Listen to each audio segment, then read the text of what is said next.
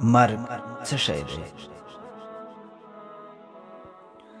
مرګ د روح او جسد بیلتون دی، د یوې نړۍ نه بلې نړۍ ته کوچېدل دي.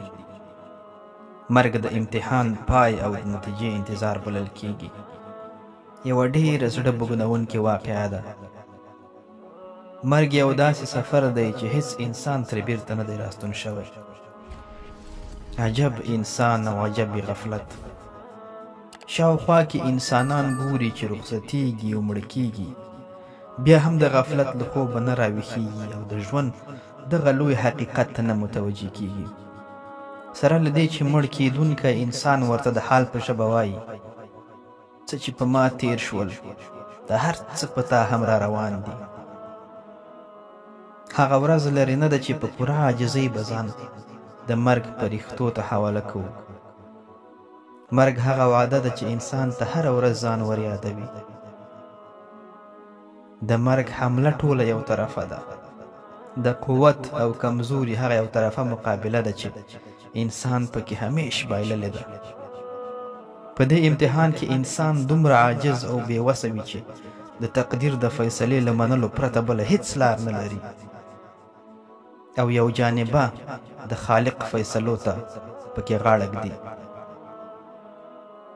له مرګ مخکې غافل انسان صداقت او معقولیت ته نه تسلیمیږي، لیکن مرګ ترې دا اختیار هم واخلي، یعنی مرګ د اختیار څخه د بې اختیارۍ لور ته سفر دی. مرګ هغه سفر دی چې بې یار او مددګار انسان پکې ډېر یوازې او بې وسه وي. مرګ د انساني دوه ګوني ژوند په منځ کې حد فاصل دی. له دې نړۍ نه بلې نړۍ ته د تللو لاره هواروي. له مرګ وروسته دې دنیا ته بیرته راتلل د انسان ارمان وي، خو هغه وخت ډېره ناوخته شوی وي. انسان نن د حق د تایید په خاطر په څو الفاظو هم فکرونه کوي، لیکن هغه وخت به غواړي چې ټول د